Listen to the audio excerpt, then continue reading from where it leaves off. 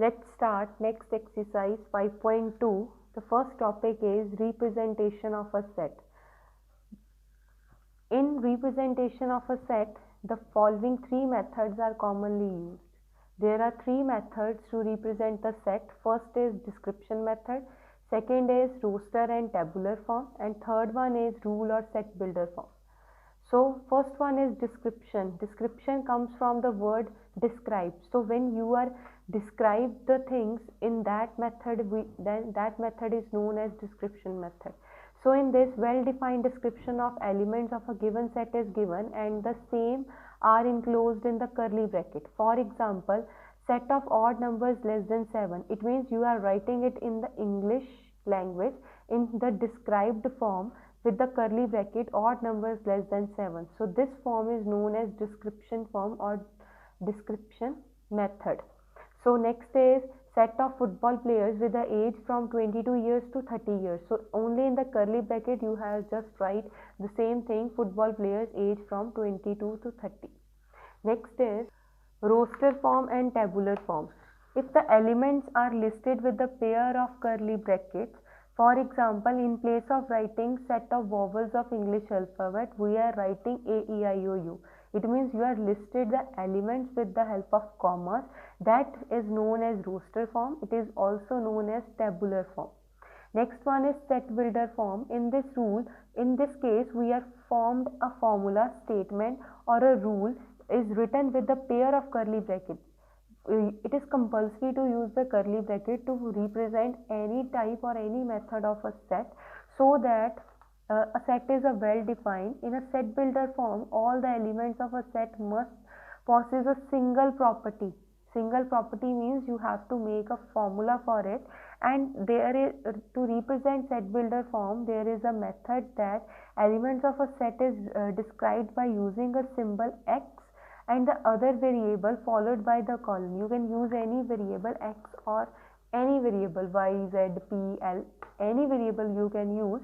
After that variable, we are using the symbol colon or dash just to describe what is x. For example, in the first question, there are counting numbers greater than 12. So here I write the x. Now what is x? X is a counting number and the greater than 12. All the counting numbers, it means all the natural numbers, but it should be greater than 12. So now let's start the exercise. Before we start the exercise, let's understand some standard notations that are used in the set. First is n. Capital N is used to represent natural number and whole numbers are represented with W. And to represent the integers we are using Z or I, but capital letter you have to use.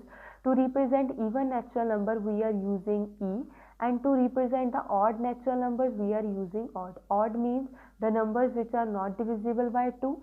Even numbers means the numbers which are divisible by 2. And what are the natural numbers? Natural number means all the counting numbers and all the positive numbers. Natural numbers start with 1 and the whole number contain all the natural number and 0. So whole number start with 0 and natural number start with 1.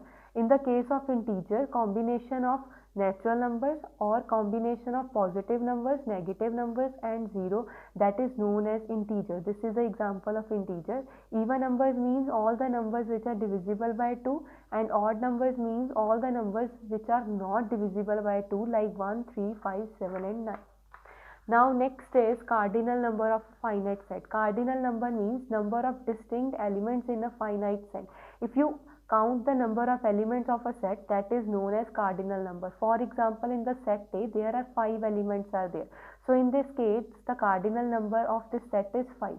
It means if you count the number of elements, that counted number, that counting is known as cardinal number. Cardinal number of an infinite set is not defined because we are not able to find how many elements are there in infinite set. Infinite means unlimited. For example, the cardinal number for the natural number is not defined. We are not able to count all the natural numbers. Next is cardinal number of an empty set is 0, because if no element is there, it means number of elements are also 0. The cardinal number is represented with NA. NA means number of elements in the set A. Now move to next topic. Next topic is finite set and infinite. As the finite word represent means we can, if we are able to count the elements of a set, that set is known as finite set. A set which contain definite number of elements, limited elements, that are known as finite set. For example, set of all the colors in a rainbow, all the vowels of English alphabet, consonants of English language, these all are the examples of finite set because we are able to count the number of elements. Infinite set means if the elements are not listed, the elements are unlimited and never ending. For example, set of all points on a line, set of all the prime numbers, set of all natural numbers. So we are not able to represent it, or we are not able to count it, so they are in the category of infinite set. Next is empty set or null set. Empty means nothing is there. If empty set is there, it means no element is present. The set is empty. It is represent like simple curly bracket, no element is present, and the cardinal number for the empty set is 0, and it is also defined with the 5. This is used to define the empty set. Now next is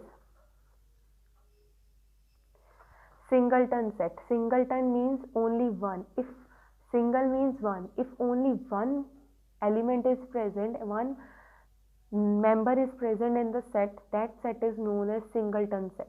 Pair set means if two elements are present, then that set is known as pair set. Equal set means if the number of elements and elements also same, that is known as equal set. Equal means number of elements are also same and the value is also same. And what is equivalent set? Equivalent set means number of elements are same but the values are not same. Like A and B are said to be equivalent set if they contain same number of elements, their cardinal number are same. The symbols to denote the element is A, and this symbol we are using for B. If the number of elements are same, then we say equivalent set. If elements are also same, then we are saying that they are equal sets. Next one is overlapping set. Overlapping means if two sets are given, if something is common, if two sets contain even a one element is common, that set is known as overlapping set. If any element is common between two sets, that sets are known as overlapping set. Disjoint means nothing is same, nothing is joined. So in that case, no element is common.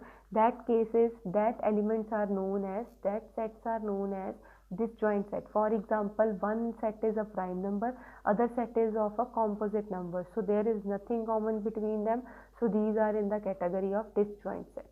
So till here, read your basic definition, learn it. Thank you so much. Have a good day.